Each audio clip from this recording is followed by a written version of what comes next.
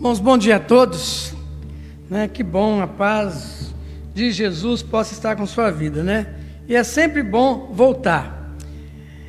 E é interessante que como a igreja vive hoje, né? Esse momento que a gente vive e nós temos que escolher os ministérios da igreja e como a gente vai ter que fazer uma readaptação no contexto que a gente está vivendo hoje, né? O que vai funcionar, né? E o que vai dar certo. Eu não fico muito triste com isso não, porque eu vejo que Deus está nos dando uma oportunidade de reconstruirmos algo novo, né? Isso é tremendo, né? E as coisas velhas já passaram, tudo se fez novo. A gente podemos até fazer uma adaptação nisso aí. Talvez muita coisa que nós tínhamos não era nem para ter. Hoje eu tenho essa visão assim da igreja, né? Tinha tantas coisas, tantos departamentos, tantos ministérios. Se a gente analisar bem, o que funcionou, né? O que estava funcionando? E como Deus foi misericordioso com a gente. E nessa manhã, à noite, a gente vai dar mais alguns avisos para os irmãos. E nessa manhã, eu queria pensar com você sobre você batalhar pela sua fé. E acabamos de cantar pela fé. Abra sua Bíblia em Judas, capítulo 1. Judas, capítulo 1. É interessante que esse Judas, autor dessa carta, ele é irmão de Jesus. Obrigado, Jonathan. Obrigado. Judas é irmão de Jesus. E Judas não aceitava muito o ministério de Jesus. Dentro da família de Jesus também tinha isso, né? Mas quando Judas converteu, ele escreveu uma carta tremenda, da minha maneira de dizer e viver, é 880. Não dá para ser um meio termo. E é interessante que Judas escreveu essa carta justamente para exortar a igreja. E o que é exortar? Né, a gente tem ideia de exortação como algo assim terrível, algo que vai nos punir. Mas exortar no original significa mais ou menos o seguinte: você recebeu uma ordem do comandante do exército. E se nós recebemos, eu não fui soldado, mas eu acredito que seja assim, né? Quando o comandante dá uma ordem, acabou. Ninguém discute, porque ordem é uma ordem. E Judas escreveu essa carta justamente, olha, eu vou exortar vocês sobre o que vai acontecer, o que está acontecendo dentro do contexto da igreja. Os falsos ensinamentos, os falsos mestres, os falsos membros, entrando de uma maneira dentro da igreja e ensinando heresias. Então, a ordem, a exortação de Judas para nós é essa: fiquem atentos. E outro fator interessante também, que Judas não cria no ministério de Jesus, já falamos isso. Jesus também tinha as suas dificuldades no seu ministério. Mas depois da ressurreição de Jesus, está lá em Atos 1,14, Judas estava ali, quando foi derramado o Espírito Santo de Deus. A promessa de Joel, capítulo 2. E eu queria pensar com você sobre quem é esse exército de Deus. Judas capítulo, só tem um capítulo, né? Judas, versículo 1 e versículo 2. Olha como Judas, irmãos, descreve esse exército de Deus. Judas 1, versículo 1 e 2. Mas antes, vamos orar para que você possa batalhar pela sua fé. Que ninguém roube isso de você com falsos ensinos, que a gente vai ver tudo isso hoje também. Feche seus olhos, agradeça a Deus, né? Eu estou vivo. Olha, irmãos, como é bom viver, né? Melhor juntamente com o Senhor, né? Quando tanta gente está brigando para respirar, nós estamos aqui respirando, talvez nesse calor, resmungando, mas pensa bem, estou vivo, estou aqui respirando esse ar, né? Às vezes nós não somos nem gratos a Deus por isso. Vamos orar? Feche seus olhos, agradeça a Deus por tudo que Deus tem feito, por tudo que Deus irá fazer. Eu acredito nesse renovo da igreja. Precisávamos disso sim. Precisávamos que isso acontecesse para que a igreja acordasse. Não poderíamos continuar como nós estávamos. Até isso é motivo de agradecermos a Deus. Pai, em nome de Jesus, muito obrigado por essa manhã. Muito obrigado, Deus, porque o Senhor caminha conosco. Muito obrigado, Deus, porque nós estamos respirando Muito obrigado, Deus, pelo dom da vida. Pai, nós só temos que agradecer ao Senhor. Apesar de tantas dificuldades que nós estamos enfrentando, muitos estão enfrentando, Senhor. Mas quando nós olhamos para a cruz de Cristo, nós podemos entender e crer que o melhor de Deus está por vir. Pai, nós queremos presenciar isso todos os dias da nossa vida. Abençoa o teu povo, abençoa a tua igreja, abençoa aí os irmãos que estão nos vendo também. Ó Deus, tenha misericórdia de nós. Tenha misericórdia do teu povo. Tenha misericórdia daqueles que pararam de batalhar pela sua fé. Tenha misericórdia, Jesus. E nos abençoe, ó Pai. E é no nome de Jesus que nós oramos. Amém. Só lembrando, irmãos, à noite, vou estar pregando, né? Porque tem muita gente boa que está indo para o inferno. Então venha para o culto de domingo à noite e nos assista também. Olha como Judas escreve à igreja. Versículo 1 e o versículo 2. Eu, Judas, escravo de Jesus Cristo, irmão de Tiago, escrevo esta carta aos que foram chamados por Deus. Então ele já está falando para a igreja, aos chamados por Deus, o Pai que os ama e os guarda sob o cuidado de Jesus Cristo. Que vocês tenham, olha o que Judas coloca para nós, o que a gente tem que ter cada vez mais na nossa vida: a misericórdia, a paz e o amor. É interessante que Judas começa a colocar para nós aqui o que os crentes são, quem eu e você somos. Primeiro, ele fala que nós fomos chamados. Deus nos chamou, foi Deus quem nos escolheu primeiro. Ele nos predestinou e nos chamou. O que é predestinar? Por que Deus nos chamou? Porque Deus tinha que nos usar. Então nós somos chamados por Deus. Se você entende isso, está falando para a igreja. Deus me chamou para quê? Para um propósito. Então nós, o povo de Deus, Judas deixa isso bem claro, que eu e você que fazemos parte dessa igreja de Jesus Cristo, fomos chamados para um propósito. E outra declaração, outra palavra que ele usa muito, olha, aos amados. É interessante quando a gente pensa nisso, né? Aos amados, Deus nos amou com amor eterno. Deus nos amou primeiro. Irmão, se Deus não tivesse nos amado, nós nunca amaríamos a Deus. E outra versão que ele usa, aos guardados. Deus nos tem preservado. Nós somos guardados pelo Senhor e Deus nos preserva para a glória. Deus nos preserva também, os seus chamados, os seus amados, para que não caiam em condenação. E ele depois começa a descrever o que os crentes, as bênçãos que o povo de Deus tem, as bênçãos que a igreja do Senhor tem. Então nós temos a misericórdia de Deus, versículo 2, nós temos a paz, nós também temos o amor.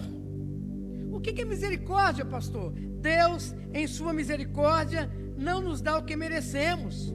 Imagina se Deus nos desse aquilo que eu e você merecemos, com as nossas atitudes, com os nossos pensamentos, com aquilo que nós falamos. Mas é interessante que nós pensamos isso, né? Que a misericórdia de Deus é a causa de nós não sermos destruídos. E outra coisa, palavra importante que Deus nos dá a paz. Uma pessoa não convertida, quem não tem Deus, está sempre em guerra contra Deus. Mas por causa da obra de Jesus Cristo, lá na cruz do Calvário, nós fomos reconciliados com Deus, e agora nós temos essa paz com Deus. Nós não questionamos mais as coisas que Deus está fazendo, nós temos paz, porque sabemos que Deus é soberano, que Deus tem o controle de tudo, que Deus sabe até o final da nossa história. E outro fator interessante, uma bênção que nós temos também, que Judas descreve no versículo 2, nós temos o amor de Deus. E a maior prova desse amor foi demonstrada lá na cruz do Calvário. E é interessante quando nós pensamos que muitas pessoas que já abandonaram a fé, já abandonaram a sua fé, podem pecar, estão caindo, estão sofrendo a condenação. Mas os verdadeiros cristãos, os verdadeiros crentes, eles são guardados em segurança em Cristo por toda a eternidade, porque nós temos a misericórdia de Deus, nós temos a paz de Deus, e também nós temos o amor de Deus. E outro fator interessante também, que Judas começa agora a trabalhar no contexto da igreja, que tem inimigos. Judas, irmão de Jesus, começa a trabalhar isso. E olha no versículo 3, no versículo 4. Olha como ele começa a trazer isso para dentro da igreja. Os inimigos que estão conosco, versículo 3. Amados, embora planejasse escrever-lhes com todo o empenho sobre a salvação que compartilhamos, entendo agora que devo escrever a respeito de outro assunto e insistir que defendam a fé que uma vez por todas foi confiada ao povo santo. E olha como ele começa a descrever como eles entram no contexto da igreja. Pois alguns indivíduos perversos se infiltraram em seu meio, sem serem notados, dizendo que a graça de Deus permite levar uma vida imoral. A condenação de tais pessoas foi registrada há muito tempo, pois negaram Jesus Cristo, nosso único, soberano e Senhor. Judas, ele escreve essa carta para alertar a igreja sobre a batalha da fé. E cantamos sobre fé no início, né? Visto que a igreja sempre foi e sempre será minada por falsos mestres, por falsos ensinos. E Judas agora, ele começa a identificar para nós quem são esses inimigos. E ele traz uma característica dessas pessoas dentro do convívio da igreja. E ele diz o seguinte, olha, eles são dissimulados. Ontem até perguntei para a Ivone o que é dissimulado, né? São aqueles hipócritas, são aqueles fingidos. E por que isso entra dentro da igreja? Por que essas pessoas dissimuladas, com esses ensinos, entram dentro da igreja, minando a igreja? E é interessante, porque nós estamos dormindo. E o Mateus 13, 25 nos diz o seguinte: enquanto os servos dormiam, seu inimigo veio, semeou o joio no meio do trigo e foi embora. Então, por que esses ensinos entram dentro da igreja? Porque a igreja do Senhor está dormindo. Outro fator interessante também, eles vêm de fora da igreja e surgem dentro da igreja. E Paulo deixa isso bem claro, diz o seguinte, olha, depois da minha partida, vocês podem ficar certos, vão vir lobos ferozes, falsos mestres, que não vão poupar o rebanho, vai causar divisão, vai causar contenda, porque vocês estão dormindo. E Judas alerta tudo isso. E outra coisa que ele coloca para nós, para a gente identificar tudo isso, eles são ímpios. Eles dizem pertencer a Deus, mas eles são ímpios na sua maneira de pensar e na sua maneira de agir. Peterson, por favor, projeta 2 Timóteo capítulo 3. E olha se nós não estamos vivendo esses últimos dias, irmãos. 2 Timóteo 3, versículo 1 e versículo 5. 2 Timóteo 3, versículo 1. Preste atenção nisso aqui. E olha se nós não estamos vivendo isso dentro do contexto da igreja e como essa pandemia trouxe essa revelação para nós. Saiba que nos últimos dias haverá tempos muito difíceis, porque as pessoas só amarão a si mesmas e ao dinheiro. Nós não estamos vendo isso nessa pandemia? Irmãos, quando falou que aumentou o número de contaminados aqui em São Paulo, como no supermercado ficou cheio. Pouso Alegre, como ficou cheio o supermercado? Olha, porque as pessoas só amarão a si mesmas, ninguém estava aí para ninguém. e ao dinheiro, serão arrogantes e orgulhosas, zombarão de Deus, desobedecerão aos seus pais e serão ingratas e profanas, não terão afeição, nem perdoarão, caluniarão outros e não terão autocontrole, serão cruéis e odiarão o que é bom, trairão os amigos. E a gente viu nessa pandemia, né, que revelou muito quem é amigo da gente, né?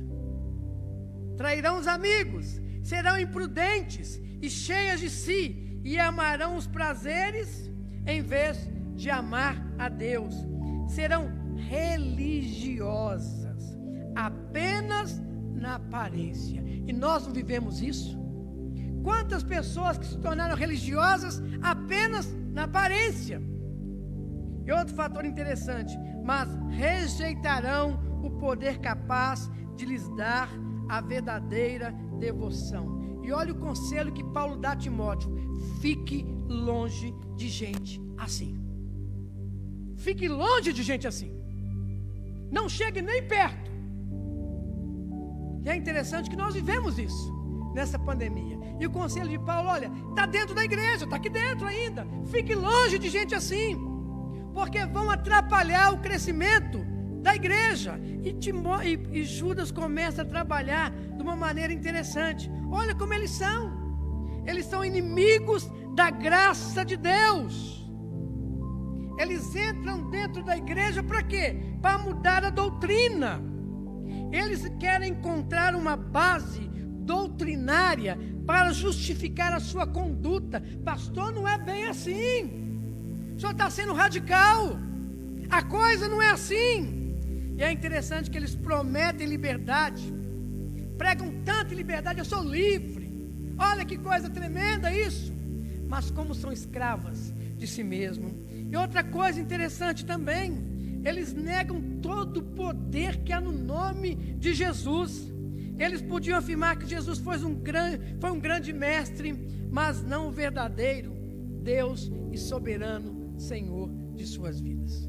Como isso foi revelado a nós nesse momento que nós estamos passando. E é interessante também, gente que vive assim dentro da igreja, eles são destinados para a condenação. E o versículo 4 é muito claro com relação a isso. A condenação de tais pessoas foi registrada há muito tempo, pois estão negando Jesus Cristo, nosso único, soberano e Senhor. Como a igreja então vai enfrentar tudo isso? Como nós vamos enfrentar tudo isso? Ou como nós temos que enfrentar tudo isso? E é interessante que logo no versículo de número 3, Judas coloca uma palavrinha aí tremenda, né? Nós temos que batalhar para que isso não aconteça. Nós estamos numa grande guerra. E tudo isso tem que vir, como diz o Pedro, pai, não é púlpito, né? Não é palco, não é altar, né? Tudo isso tem que vir do altar da igreja do Senhor.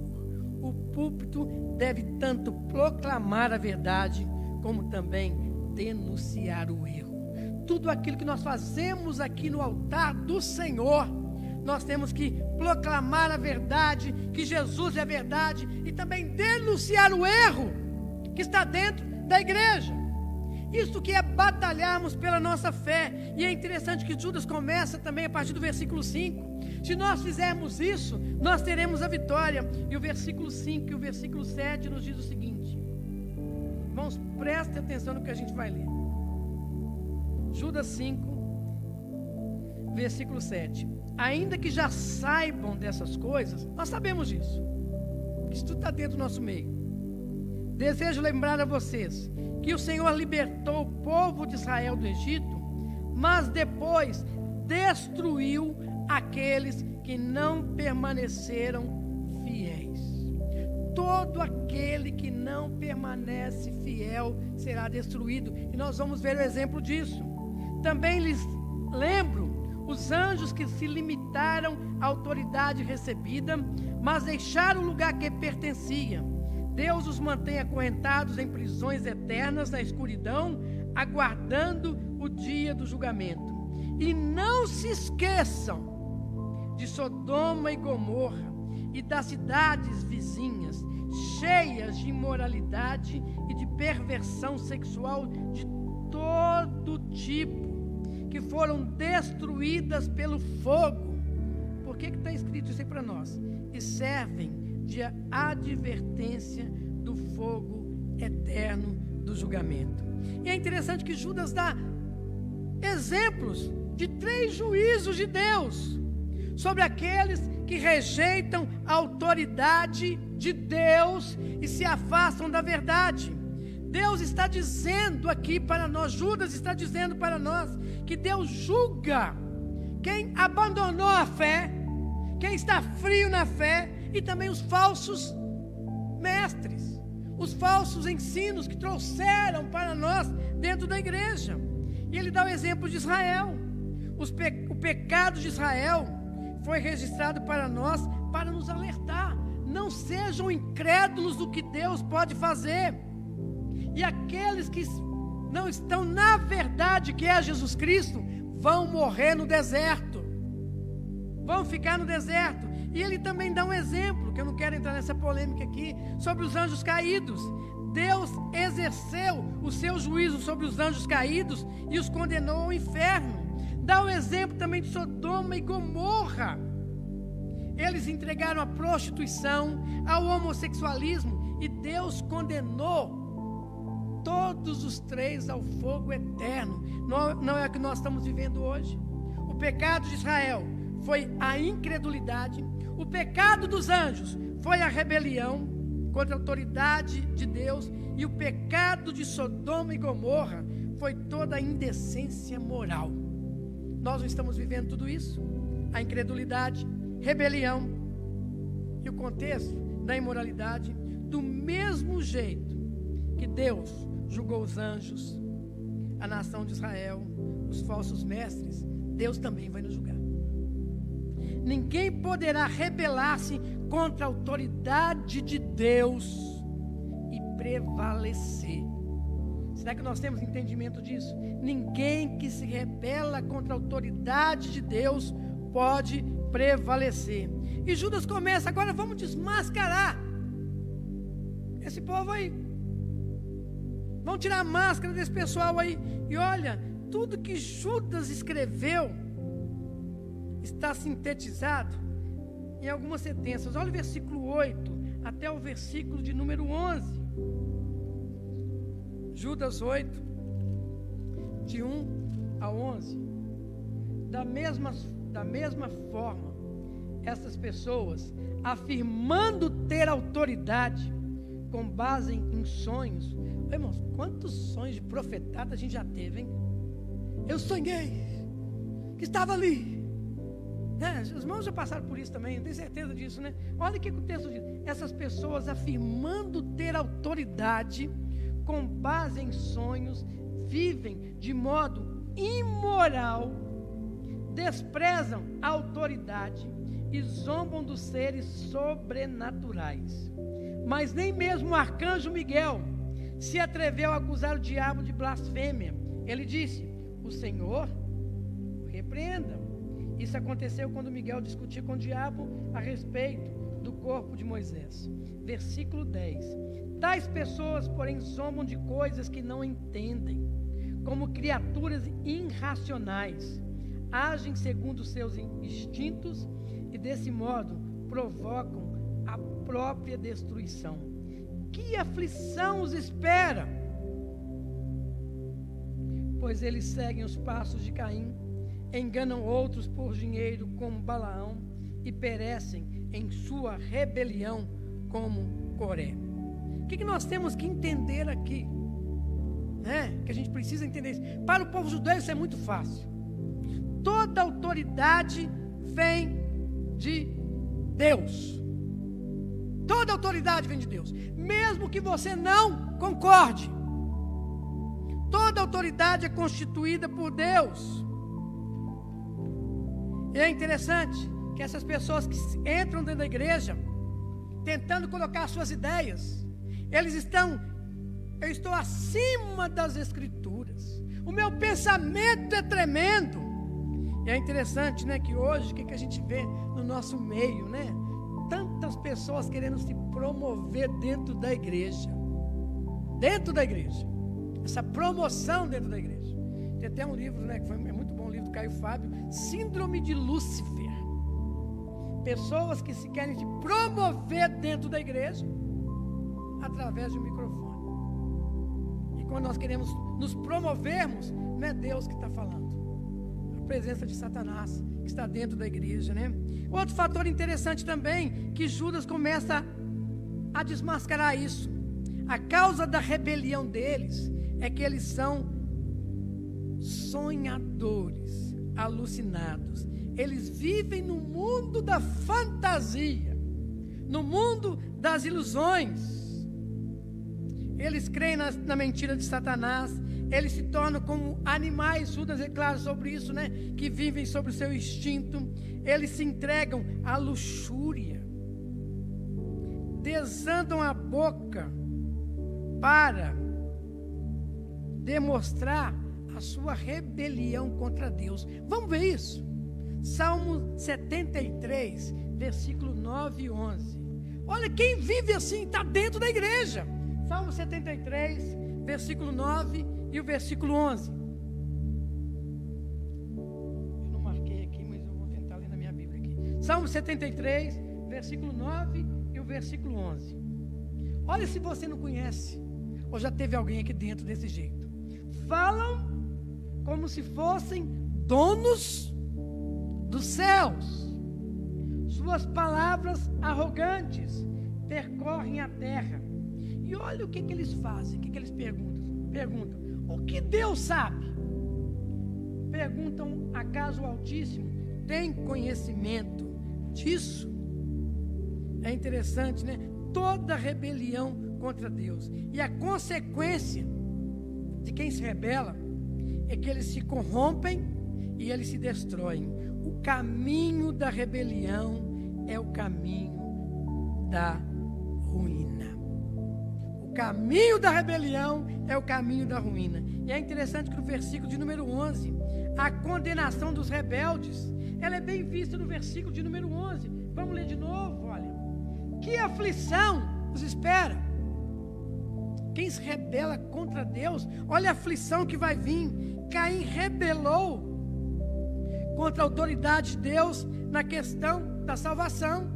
Ele cometeu um suicídio. Balaão na questão financeira também foi condenado.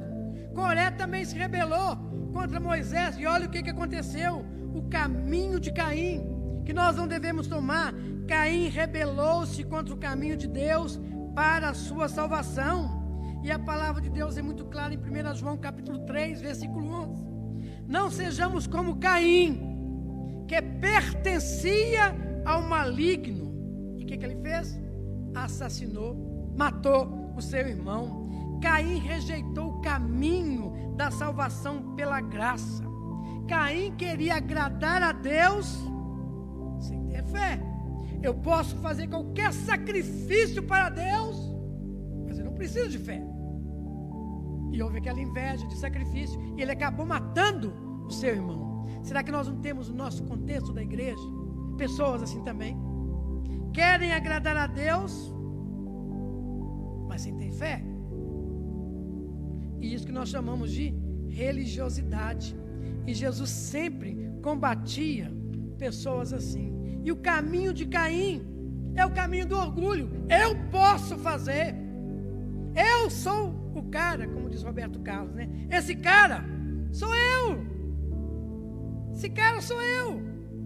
Se eu não estiver aqui, não vai ter nada. É o orgulho, a presunção. E outro valor, outra pessoa que ele coloca aqui é o exemplo de Balaão. O erro de Balaão foi a ganância. Eu posso ganhar muito dinheiro. Eu posso ter tudo. E é interessante também que os falsos mestres trabalham na igreja. E a gente vê isso no contexto que a gente, graças a Deus que a gente está vendo isso mais, né? Aqueles pregadores da televisão aí, trabalham na igreja para ganhar dinheiro. E outro personagem que coloca aí interessante, que é Coré. Coré se rebelou contra a autoridade de Moisés e, consequentemente, contra a autoridade de Deus concedida a Moisés. E Deus o julgou e ele morreu. E é interessante também, né, como essas pessoas vivem. Eles vivem a uma hipocrisia. Olha o que Judas começa a falar para nós no versículo 12 até o 16. Versículo 12. Judas 12, versículo 16. Quando esses indivíduos, nem chama irmão aqui, esses indivíduos, sem o menor constrangimento, participam de suas refeições de celebração ao amor ao Senhor, são como perigosos recifes que podem fazê-los naufragar. Olha como a igreja precisa ficar atenta a isso. Sim, são como pastores que só se preocupam consigo mesmos, como nuvens que passam sobre a terra sem dar a chuva, como árvores no outono, duplamente mortas, porque não dão frutos e foram arrancadas pelas raízes. Versículo 13. São como ondas violentas do mar, espalhando a espuma de seus atos vergonhosos, como estrelas sem rumo, condenadas para sempre à mais profunda escuridão.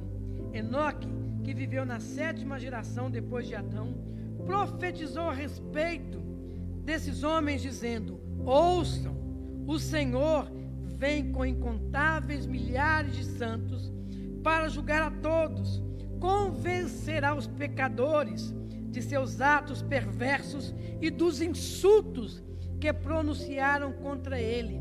E olha como essas pessoas são murmuradores, descontentes, que vivem apenas para satisfazer os seus próprios desejos. E olha que coisa interessante no finalzinho aí. Contam vantagem em voz alta, e aqui está o terrível, né? O terrível medo. Bajulam outros para conseguir o que querem. Isso não está aqui dentro? Está dentro da igreja? E é interessante, olha a hipocrisia que nós temos que lutar, né? Judas apresenta essa marca para nós, para corrermos disso. Ele coloca, olha, eles são rochas submersas nas festas de vocês. Eles se infiltram no meio da igreja para provocar acidentes e afundar a igreja. Eu tenho certeza que vocês já passaram por uma experiência assim aqui nessa igreja. Pessoas que entraram para afundar a igreja e causaram um grande naufrágio espiritual. Outra coisa que ele coloca também, né? Pastores que apacentam a si mesmo. Eles usam e abusam do povo, em vez de cuidar do povo. E a função do pastor é essa, cuidar do povo. Mesmo que o povo não queira. Se você não quer, problema seu, né? Minha função é essa. E outra coisa interessante também que Judas coloca, são nuvens sem água. Prometem trazer água, mas o que trazem é um fracasso espiritual. São árvores mortas. Judas descreve esse grupo de pessoas. São árvores sem fruto e sem raiz. E qual que é a marca, né? Nós que somos discípulos de Jesus, que nós seremos conhecidos pelo nosso fruto. E aqui nós podemos identificar algo interessante. Quais foram os frutos que você trouxe para essa igreja? E outro fator interessante também que Judas coloca para nós, são ondas bravias do mar, né? E é interessante quando a onda se revolta lá no fundo do mar, o que ela traz? Quando ela vem, o que ela traz? Sujeira e perigo. Já imaginaram o contexto da igreja, a comparação que ele faz? Essas pessoas trazem sujeira para dentro da igreja, trazem perigo. E outro fator interessante também, são estrelas errantes. Só podem conduzir as pessoas ao abismo em que elas foram lançadas. E outra coisa interessante também no versículo 16, são murmuradores. Irmãos, como tem gente que murmura dentro da igreja, né? E o conselho de Judas para a gente é: corre deles. Corre deles. O que está ruim? É você que está ruim, a coisa está tudo funcionando. E outra coisa que ele coloca, né? Descontentes, talvez na sua tradução aí, né? Tem a palavra bajulador. E como a gente tem que correr de gente assim também, né? Murmuradores e aduladores, bajuladores. Nós temos que correr de gente assim. Outro fator interessante que Judas começa a trabalhar para nós, né? Eles já receberam a sua devida pena. No meio de uma sociedade que se corrompia, né? Nós tivemos o exemplo de um homem que andou com Deus. Enoque andou com Deus. E é interessante que nós pensamos em Judas. O juízo de Deus, ele será pessoal. Eu vou me comparecer diante de Deus. Eu tenho uma ideia muito engraçada, né? Quando Deus me chama lá, você fica pensando, meu Deus, misericórdia, né? Quando for passar naquele telão todo, tem essa ideia assim, né? Isaías, meu Deus, lá vai me mostrar tudo que eu fiz. Lá no telão. Né? Eu imagino o julgamento de Deus assim. Não sei você, né? Todos nós teremos que apresentar diante de Deus para recebermos a nossa sentença.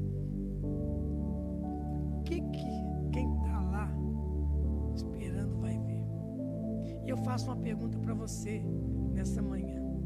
Você que está me vendo também. Se Deus projetasse agora todos os seus pensamentos, tudo aquilo que você já fez, que você não pediu perdão a Deus, o que nós veríamos? Então o julgamento é pessoal.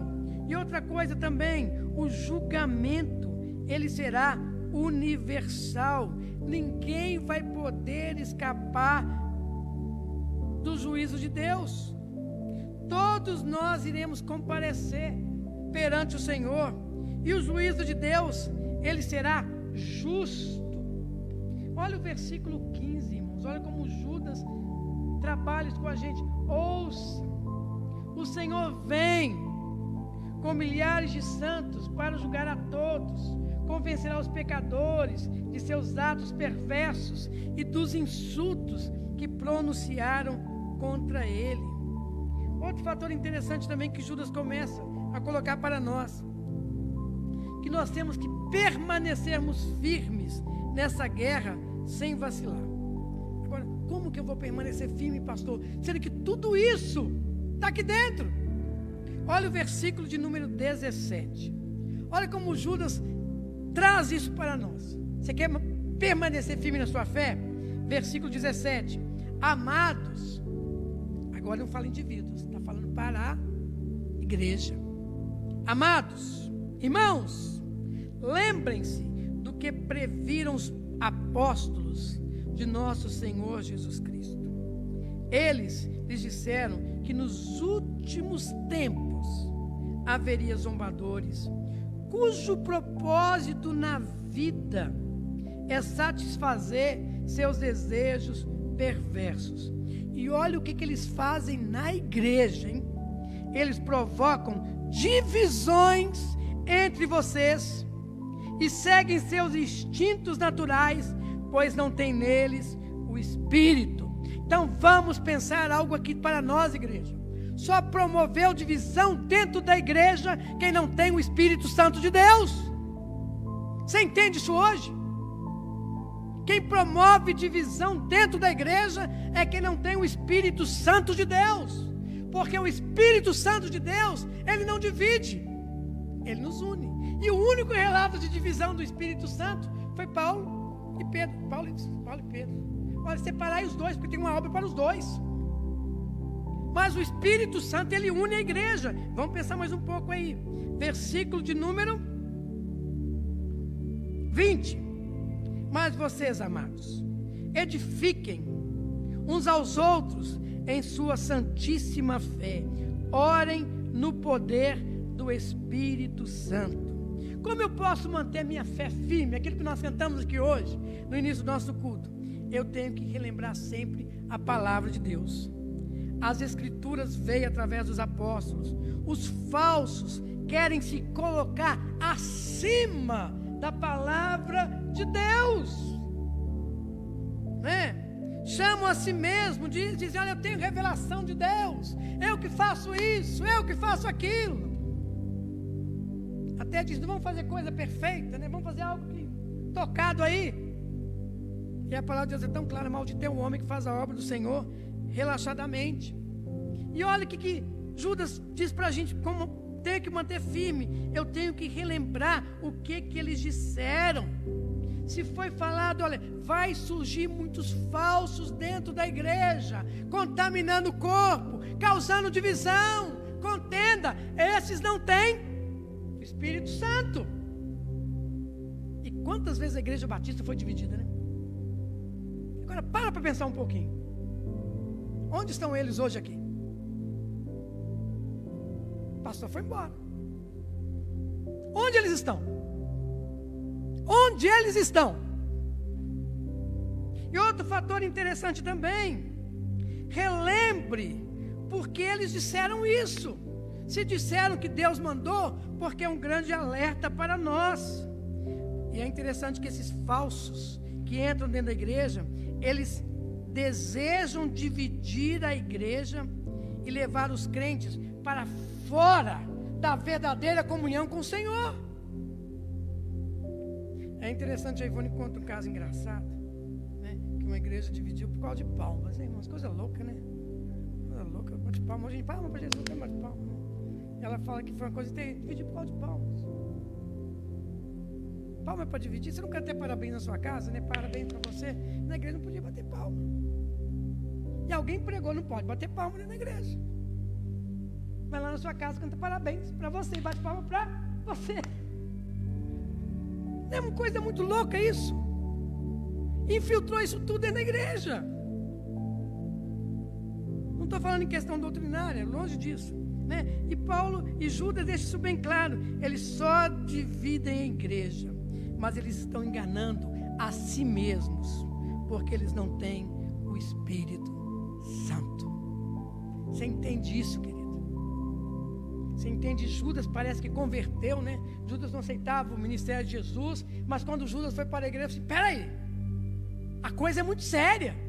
O que meu irmão Jesus pregava é muito sério. Eu tenho que batalhar por isso aqui. Eu tenho que batalhar pela unidade da igreja. Eu tenho que batalhar para que falsos ensinos não entrem dentro da igreja. Eu tenho que batalhar para que não tenha divisão dentro da igreja, porque quem causa divisão é quem não tem o Espírito Santo de Deus. Nós temos entendimento assim? E quantas reuniões foram feitas, né, para causar tanta divisão? Será que o Espírito Santo de Deus estava ali? Outro fator interessante também, que Judas fala para a gente manter firme também. Olha, primeiro, edifique sua vida cristã. Para você ficar livre disso, você tem que, sua vida cristã tem que ser edificada. E como? Versículo 20 e o 21. Mas vocês, amados, mas você, igreja, você, meu irmão, edifiquem uns aos outros em sua santíssima fé. Orem no poder do Espírito Santo e mantenham-se firmes no amor de Deus, enquanto aguardam a vida eterna que o nosso Senhor Jesus Cristo lhes dará em sua misericórdia. Deus nos dá a salvação pela misericórdia dele. Não é porque nós somos bonzinhos, não, porque se não fosse a misericórdia de Deus, irmãos, a gente estaria fuzilado. E a misericórdia de Deus é a causa de a gente não ser destruído. Então, como eu vou edificar a minha vida cristã? Como é que eu tenho que viver, então, de acordo com a palavra de Deus? Primeiro, eu tenho que ter um fundamento para a minha vida cristã, para a minha fé. E todo fundamento é da palavra de Deus. Se você está em dúvida com alguma coisa que está acontecendo, vá para a palavra. Deus vai te dar a direção. E como eu vou edificar a minha vida cristã? Orando no Espírito. Orando no Espírito. Em todo tempo orando. Hoje eu tenho uma certa dificuldade, eu creio que a gente deve orar uns pelos outros. Mas como até isso mudou também dentro da igreja, né? A gente, aquele momento de pedidos, né? Que a gente, o meu pedido é esse. Irmãos, já imaginaram que muitas vezes nós não recebemos algo de Deus porque nós verbalizamos, o inimigo escutou? Já parou para pensar nisso? E o texto é bem claro. Você quer edificar a sua vida cristã? Ore no Espírito, no seu pensamento, no seu intelecto, na sua mente, em todo o tempo. A palavra de Deus e a oração devem andar juntas para a edificação da igreja. Palavra, oração edificam a igreja. E a igreja sou eu e você. Você quer ser edificado? Palavra de Deus e vida de oração. E é isso que Judas coloca para cada um de nós. E outra coisa interessante também, quando você entende tudo isso, olha o versículo 22 e 23. Olha o que você vai fazer. Versículo 22 e 23. Tenham compaixão daqueles que vacilam na fé. Tem gente que vacilou na fé. Poderiam estar conosco, mas não estão. Nós temos 1, 2, 3, 4. Quantas pessoas nós podemos estar aqui? 43. Então tem gente que eu vou pregar isso também hoje à noite. Se eu deixo de congregar, eu estou pecando. Né? Olha o que Judas declara para nós, versículos 22 e 23. Tenha compaixão daqueles que vacilam na fé, resgatem outros, tirando-os das chamas do julgamento, de outros ainda, tenham misericórdia, mas façam isso com grande cautela, porque senão, se eles estão fazendo algo errado, da igreja que estão fazendo algo errado, você pode cair também.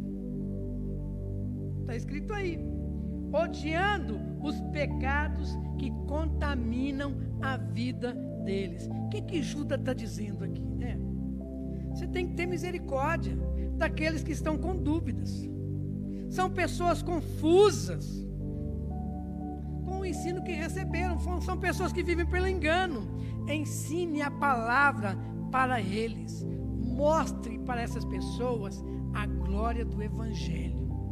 Então, se eu tenho o Espírito Santo de Deus, se eu tenho a palavra de Deus, se eu tenho uma vida de oração, eu vou falar de Jesus. E outra coisa que eu vou fazer também, eu tenho que salvar aqueles que estão no fogo. Devemos tirar essas pessoas das garras de Satanás, desses falsos ensinos que eles estão vivendo. E agora, olha o alerta que ele dá para a gente aí.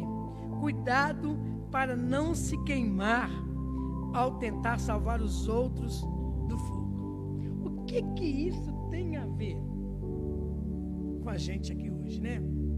Eu preciso odiar o pecado que eles praticam, e eu não posso ser contaminados por eles. Como teve gente que gostou dessa pandemia, como gente que gostou mesmo, né? Irmãos, só para os irmãos terem uma ideia, eu não entendo isso até hoje. Eu não entendo, eu fico rindo hoje. E eu sou do grupo de risco, minha imunidade é muito baixa. Aí nós fomos num culto, né? E a pessoa não estava indo à igreja, mas foi nessa festa, nesse culto. Não eram muitas pessoas, ele estava de máscara, né? E quando na hora de comer, lá do salgadinho, ele fazia assim, colocava correndo. Eu comecei a olhar aquilo e falei assim, será que o vírus é mais rápido do que ele? Porque você faz, come rápido, né? Será que é mais rápido, o vírus ou ele? E a gente começa a rir. Não estava indo, eu falei, não estou indo, mas estava lá, comer rápido e colocava máscara. Aí a gente começa a imaginar essas coisas. Quem é mais rápido, o vírus ou ele? O Covid ou a mão dele? A gente começa a rir dessas coisas, né? Isso que Judas está alertando para a gente. Cuidado para você não ser contaminado por eles também. Cuidado. Olha o falso ensino que estão recebendo. Vamos em todos os lugares, mas parece que o único lugar que tem o Covid é na igreja do Senhor, né? Seja compassivo em temor, detestando a sua roupa contaminada pela carne. E Jesus deixa isso bem claro, né? Nós devemos amar o pecador, mas abominar o pecado. E ter cuidado ainda para não ser contaminado por eles. Aconteceu um fato aqui na nossa igreja, de uma pessoa que saiu do nosso meio e disse o seguinte, pastor, Nessa pandemia eu descobri que eu sei mais que todo mundo na igreja. E, gente, eu fiquei pensando, né? A única coisa que a gente sabe é que a gente não sabe nada. É interessante isso, né? O que você sabe, né? Não sei nada. Estou aprendendo até hoje. E vou morrer tentando aprender. Né? Não posso ir mais, porque eu sei demais. Da pandemia. E a palavra de Deus é muito clara. Eu tenho que amar essa pessoa, mas eu não posso ser contaminado por ele. Aí entra a questão da humildade, né, irmãos? Da humildade. E vamos terminar essa carta, né, de Judas, no versículo 4 e 25. Olha onde tem que estar o meu compromisso. Versículo 4 até o versículo 25. Toda glória seja dada àquele que é poderoso para guardá-los de cair e para levá-los com grande alegria e sem defeito à sua presença gloriosa. Toda glória seja aquele que é o único Deus, nosso Salvador, por meio de Jesus Cristo, nosso Senhor. Glória, majestade, poder e autoridade lhe pertencem desde antes de todos os tempos, agora e para todo sempre. Amém. Então o que eu tenho que fazer? Meu compromisso tem que ser com Jesus. Por quê? Porque meu compromisso tem que ser com Jesus, porque Jesus é poderoso para nos guardar de tropeço.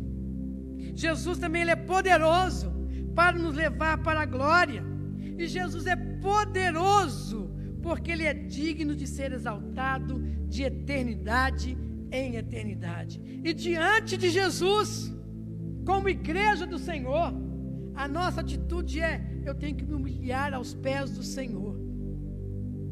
A igreja tem que se humilhar aos pés do Senhor, porque quando nós levantamos, nós não temos o Espírito Santo de Deus. Ele não está tendo controle da igreja.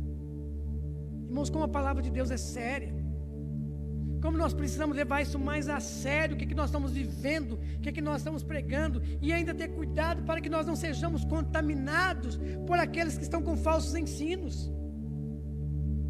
E é isso que a palavra de Deus nos coloca. Jesus Cristo é poderoso para te guardar de qualquer pandemia. Se veio, amém, porque você tinha que ir mesmo. Não estou falando para a gente não ter cuidado, mas eu não posso ter medo. Eu gosto muito da história de Simeão, e eu vou pregar isso de novo, né? Simeão, quando viu Jesus, disse assim: agora você pode me levar, porque eu vi que a palavra de Deus se cumpriu. Estou vendo Jesus, falou que ia vir, ele veio, eu estou pegando aqui no colo. Imagina se a igreja começasse a orar: Senhor, pode me levar, porque o Senhor prometeu de pandemia, está se cumprindo, eu estou vendo. O Senhor é fiel mesmo, hein? Eu estou pronto para ir. Mas nós vivemos assim. Como igreja a gente vive assim. E que Deus, irmãos, tenha muita misericórdia de nós.